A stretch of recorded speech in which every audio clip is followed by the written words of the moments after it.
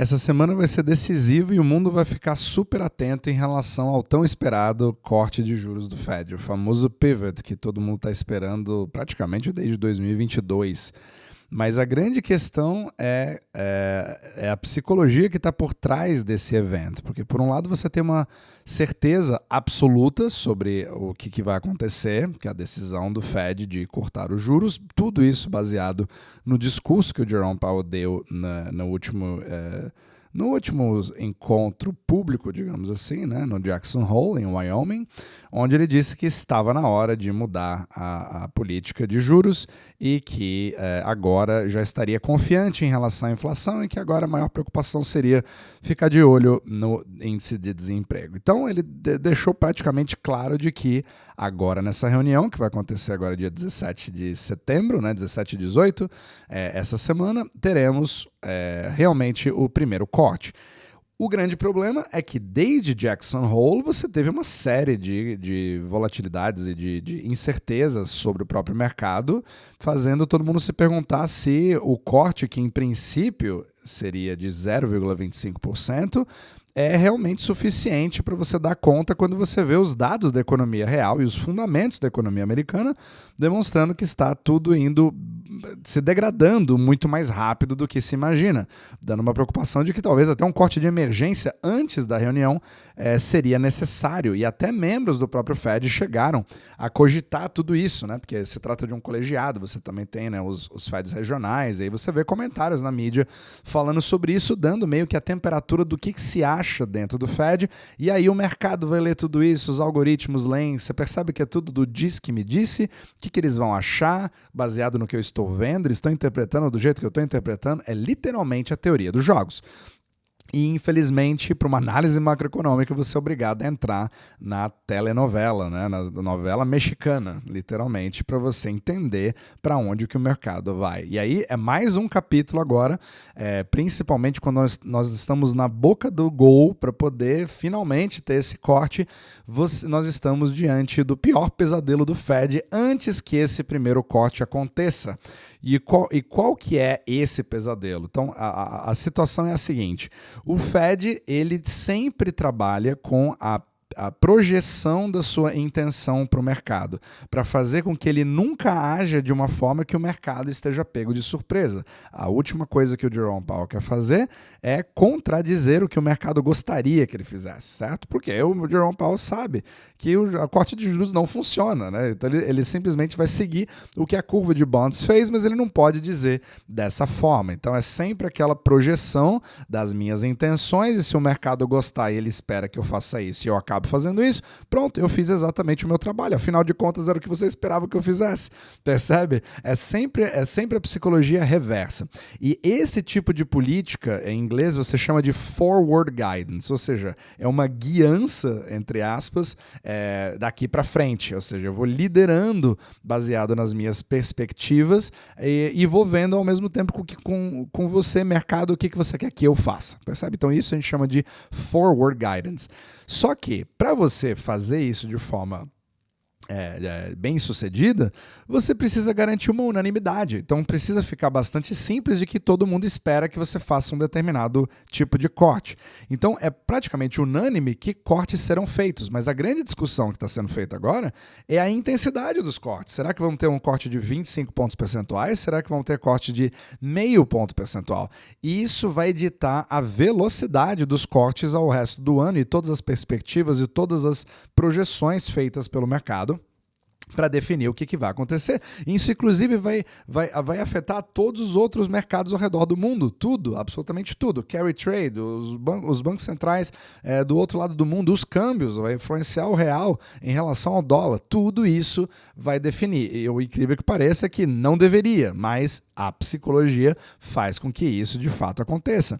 Então, agora, qual que é o grande problema? Por que agora está no pior cenário antes de você ter a reunião em si do corte? É porque existe o mercado que a gente chama de Fed Funds Futures, né? É um mercado de futuros que estima, baseado em probabilidades, o que o mercado espera que o Jerome Powell faça. Isso, inclusive, deve ser usado internamente por eles, eu tenho certeza que é usado internamente por eles, para ver o termômetro do que o mercado espera. E a grande surpresa é que ele ficou na pior situação possível. Está praticamente dividido ao meio, tá quase um 50-50, ou seja, nós temos 49% de probabilidade do mercado ver um corte de 51% do mercado, na verdade, uma maioria, só com 1%, né, a maioria absoluta vê um corte realmente de 25 pontos percentuais, que é aquele basicão que se espera, mas tem 49% do mercado que está esperando 0,50%, certo? Por cento. Então, parte do mercado está esperando o dobro na velocidade dos cortes de juros do que a outra metade do mercado, praticamente. Então, isso é literalmente um ponto percentual de um split perfeito, completo. O que significa isso? Que a partir do momento em que o Fed falar exatamente qual que é a intensidade do corte que ele vai fazer, praticamente metade do mercado vai ficar completamente desapontado, certo? Ele vai olhar e vai falar assim, ou pelo menos surpreso, ou pode reagir negativamente, né? Vai ficar decepcionado com o Jerome Powell.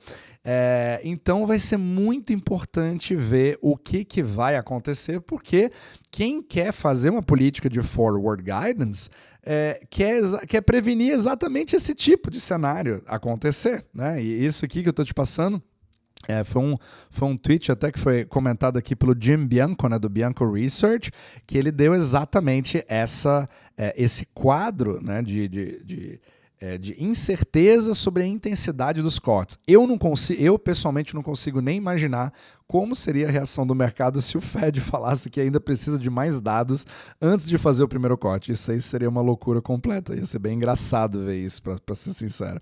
Mas enfim, acredito que ele também corte. Pessoalmente, você até pode colocar suas apostas nos comentários, mas eu acho que 1,25 deve ser o primeiro passo para mostrar que eu fiz alguma coisa antes das eleições, mas eu não tenho certeza. Eu não estaria nada surpreso se ele fizer um corte de 0,5 e vou ser bem sincero, existem pessoas que acham que ele pode cortar até 0,75. Então, tudo está na mesa. E pior ainda, eu já vi também análise dizendo que ele seria louco de cortar, baseado em tudo que está sendo visto e as chances da inflação voltar para os Estados Unidos, como se os juros controlassem a inflação.